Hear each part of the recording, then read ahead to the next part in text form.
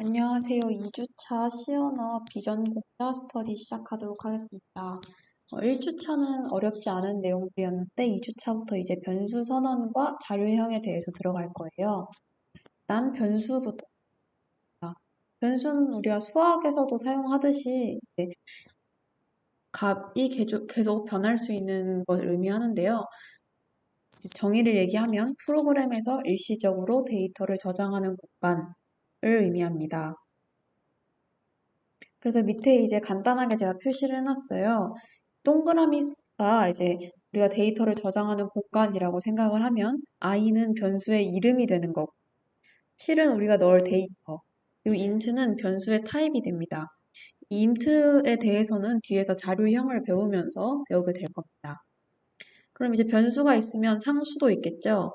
상수는 이제 값이 저장된 것으로 변경이 불가능한 공간을 의미합니다. 예를 들면 뭐 3.14가 있으면 3.14는 3.14라는 그 숫자를 의미하는 거지 이걸 값을 바꿀 수는 없잖아요. 이런 거를 상수라고 부르고 보통 이제 상수는 이름을 지정을 할 수가 없어요. 근데 이제 우리가 이제 특별히 이름을 지정할 필요가 있다라고 생각이 들면은 기호 상수를 쓰게 됩니다. 옆에 이제 두 가지 방법으로 기호 상수를 나타낸 건데요. 첫 번째 방법은 샵 define으로 시작하잖아요. 그래서 얘는 우리가 보통 사용하는 샵 include stdio.h처럼 메인 함수 밖에 쓰는 거예요. 그래서 샵 define max 150이라고 하면은 max라는 어 max라는 것에 150을 지정해 놔서 우리가 이제 메인 함수 안에서 max를 그냥 사용하여도 걔는 그냥 150이라는 값이 되는 거죠. 그리고 두 번째 constraint max 150은 뒤에 얘가 있잖아요. 그래서 세미콜론이 있기 때문에 메인 함수 안에 사용을 하고 그 안에서 max라는 값은 계속 150이 되는 겁니다. 그리고 이제 define이나 constant로 지정을 해놓으면은 그 안에서 다시 max 100 이렇게 지정을 하면 되는 게 아니냐라고 하실 수 있는데 그 안에서 값을 바꿀 수 없어요. 다음으로 보면 이제 자료형입니다. 자료형은 데이터 타입의 종류, 타입 또는 종류라고 말해요.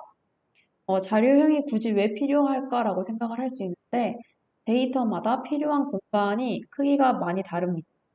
밑에 표를 보시면 알 수 있어요. 우리가 크게 봤을 때는 정수형, 문자형, 그리고 부동 소수점형이라고 하는데 간단하게 실수형이라고 생각을 하시면 됩니다. 일단 정수형을 보면은 부호가 있고 없고로 나눠져 있는데 보통은 이제 부호 없음을 사용을 잘 안 해요. 그래서 이제 제가 노란색으로 동그라미를 쳐놨는데 int, char, float, 더블형만 외우셔도 괜찮을 겁니다. 원래 부호 있음에는 밑에 부호 없음에는 unsigned가 붙어져 있잖아요. 부호 있음에도 signed라는 게 붙어져 있어요.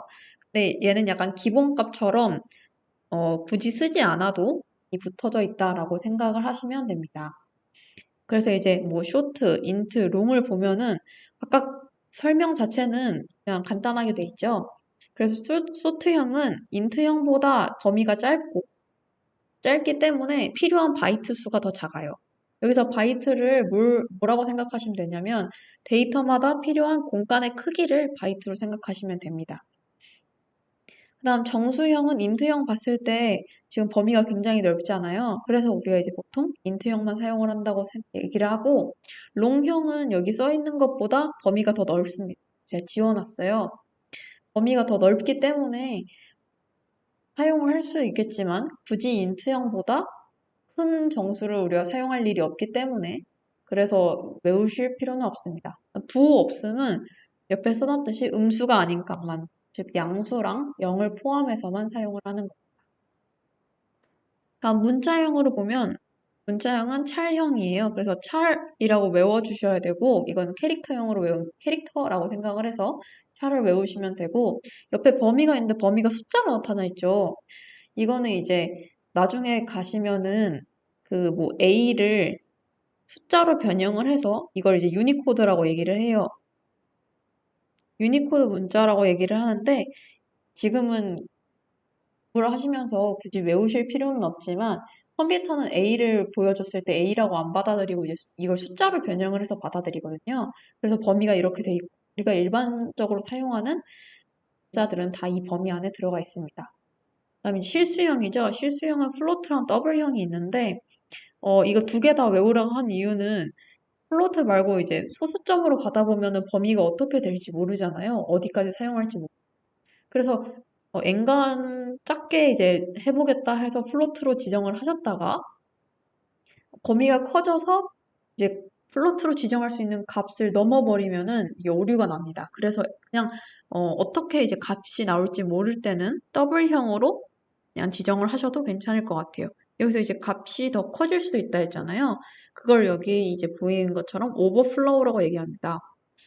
오버플로우가 되면은 이제 자료형 원래 범위를 넘어서게 돼서 넘어섰을 때 그 넘어서면 안 되는 그 최대 값으로 이제 막 값이 바뀌거나 이렇게 오류가 발생을 해요. 그래서 오버플로우가 안 되게 넉넉히 범위를 지정하는 게 중요합니다. 다음 보면 이제 변수를 선언할 때 이렇게 x처럼 이름을 지정을 해요. 뭐 예를 들면 최대값이라고 하겠다 하면은 max라고 해서 뭐라고 하면은 얘 max 자체는 변수의 이름이 되는 거죠. 이 변수의 이름을 지정하는데도 규칙이 있어요. 일단은 알파벳, 숫자, 밑줄 문자로 구성되어야 됩니다. 이 얘기는 우리가 막 밑줄 문자 말고도 샵, 뭐, 퍼센트, 쉼표 같이 여러 문자들이 있잖아요. 이 문자들은 사용을 할 수 없습니다. 두 번째로 첫 번째 문자는 반드시 알파벳 또는 밑줄 문자여야 합니다. 숫자로 시작을 하면은 얘가 이제 변수로 인식을 못하는 거죠. 그다음에 C 언어에서는 대문자, 소문자 구별이 가능합니다. 이 max와 이 max는 다른 값이 되는 거겠죠? 그 다음에 4번 C 언어의 키워드와 같은 문자는 안 된다라고 되어 있는데 여기서 이제 키워드는 고유한 의미가 있는 단어로 예를 들어 printf, scanf, int처럼 이미 무슨 의미를 가지고 있는 아이들이잖아요. 이런 문자는 사용하실 수 없습니다. 네, 변수를 어떻게 선언을 하느냐라고 보면은 일단 간단하게 이제 세 개를 표현을 해놨어요. 제가 앞에서 정수, 문자, 상수죠. 일단 문자로 할게요. 정수, 문자. 그다음에 실수를 생각을 외워 놓으라고 했어요. 이게 이제 가장 많이 사용할 변수들이에요. 정수형 변수를 선언할 때는 int를, 문자형 변수를 선언할 때는 char를, 실수형 변수를 선언할 때는 더블을 사용하는 거죠. 이렇게 이제 자료형을 쓰고 띄어쓰기를 한 후에 변수하고 세미콜론을 붙이는 게 변수 선언을 하는 방법입니다. 이 변수 선언을 어디에 하느냐가 굉장히 중요해요. 왜냐면 이제 우리가 여기에 프린트 x를 써놓고 그 다음에 int x는 3이라고 지정을 하면은 컴퓨터는 그 C 언어의 경우에는 위에서부터 읽기 시작한단 말이에요. 그럼 x가 이미 아직 없잖아요. 그래서 변수는 항상 이 앞에 해줘야 됩니다. 가장 앞에. 그래서 보통은 이제 메인 함수를 쓰고 가장 먼저 내가 사용할 변수부터 선언해 주는 게 가장 중요해요. 이제 변수의 값을 어떻게 저장하느냐 해서 세 가지, 다섯 가지를 일단 제가 써놨어요. 첫 번째는 일단 선언부터 하는 겁니다. 그 다음에 i는 20이라고 값을 저장을 해주는 거예요. 근데 애초에 처음부터 2번처럼 int i는 20이라고 초기 값으로 얘를 지정을 해줘도 괜찮습니다. 그다음에 3번의 경우에 int i는 20 하고 j를 또 선언을 해놨는데 j에다가 이미 선언해준 i의 값을 넣어줘도 돼요. 이렇게 될 경우에는 j에는 20이 저장이 됩니다. 네 번째를 보면은 얘는 문자잖아요. 그래서 문자의 경우에는 작은 따옴표를 써준 후에 넣어줘야 합니다. 그다음 이제 제가 뭐 예제를 드릴 때, 과제를 드릴 때 이제 질문에 이런 게 있을 거예요. 여기다가 뭐 name이라고 이제 그 출력을 해달라 했을 때 C에다가 그냥 그 문자열 변수라고 name이라고 쓰시면 안 돼요. 왜냐면 이제 C에는 딱 하나의 문자만 들어가는 거예요. A 또는 B처럼 하나씩 따로따로 지정을 해주셔야 됩니다. 이제 name이라고 지정을 하고 싶으면 거기까지 할지는 모르겠지만 나중에 배열을 배워야 거기까지 프린트를 할 수 있을 거예요. 다음 다섯 번째는 더블 F예요. 이제 얘는 실수죠. 그래서 실수로 그냥 뭐 0.07 이렇게 써서 주시면 됩니다. 그다음에 이제 여기에 하나 더 가정을 했을 때 a 플러스 b의 값을 썸에 넣고자 해요. 그럼 이제 a랑 값을 b를 지정을 해줬어요. 근데 뭐 지금 여기 한 줄로 제가 나타냈잖아요. a랑 b 둘 다 인트형으로 나타낼 거기 때문에 이렇게 한 줄에 넣어줘도 상관이 없습니다. 여기에 이제 int가 생략이 된 것처럼 생략이 되는 거죠. 그다음에 sum은 0이라고 해놨잖아요. 굳이 0을 지정해줄 필요는 없지만 만약 내가 여기 안에서 다른 여러 가지 작업들을 수행을 할 때 혹시 오류나 컴퓨터가 이 안에 뭔가 값을 지정해버리면은 오류가 생길 수도 있어요. 그래서 어, 지금 바로 사용하지 않을 변수라면 0을 넣어 놓으셔도 괜찮습니다. 다음 이제 마지막으로 변수 출력에 대해서 볼게요. 이제 그 변수를 선언을 했으면 이제 값까지 지정을 해줬으면 이제 출력을 해줘야 우리가 결과물을 볼 수 있겠죠. 그래서 세 가지로 나뉩니다. 정수, 실수, 문자. 정수는 %d, 실수는 %f. 문자의 경우에는 %c, %s로 나타내요. %s는 문자열을 나타내는 거고요.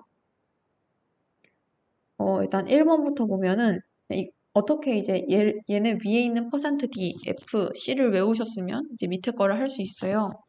int i는 3 했을 때 i를 출력하려면 우리가 원래는 3이라는 값을 출력하려면 printf에 3을 넣으면 출력이 됐잖아요. 근데 이제 i를 사용해서 출력을 할 때는 %d 여기 그냥 i를 넣는다고 생각을 해보면은 얘는 그냥 i 문자로 출력이 되겠죠. 그래서 %d라고 써서 내가 이제 정수형 변수를 출력을 할 거다 한 후에 큰 따옴표 나가서 쉼표 이후에 i를 써주면 됩니다. 다른 것도 다 똑같아요. c도 %c를 써준 후에 밖에 c를 쓰는 거고 %f를 써준 후에 어떤 변수를 출력할 건지 k를 넣어주는 거예요. 만약 변수가 두 개고 내가 이걸 통해서 30, 20이라는 출력 값을 나타내고 싶다라고 하면은 두 개를 이어서 쓰면 돼요. 그리고 내가 ij를 썼죠. 그러면은 첫 번째 나와 있는 게 i이기 때문에 처음에 출력되는 게 i, 그다음 j가 되는 거고 만약 30, 20이 아니라 20, 10을 출력하려면은 j, i 이렇게 순서를 바꿔서 써주시면 됩니다. 중간에 여기에 띄어쓰기를 해놨잖아요. 그럼 출력값에도 그대로 띄어쓰기가 이렇게 들어갈 거예요. 일단 오늘 배운 건 여기까지고요. 과제는 100준이 아니라 이제 제가 보여드린 거에서 하시면 돼요. 출력값을 제가 써놨는데요. i는 30, j는 0.07, 그레이드는 A, 그리고 과제 2번은 name은 여기에는 이제 제 이름 제니를 써놨는데 본인 이름을 넣으셔서 하시면 됩니다. 제가 이제 노란색으로 밑줄 쳐놓은 데는 변수로 나타내셔야 돼요. 그러니까 print f i는 30 이렇게 쓰시는 게 아니라 이 30 부분은 %d든 %c든 %f든 다른 변수로 출력을 하셔야 되는 겁니다. 과제 2번도 똑같아요. 그래서 코드를 캡처해서 저한테 보내주시면 돼요. 오늘은 여기까지입니다. 수고하셨습니다.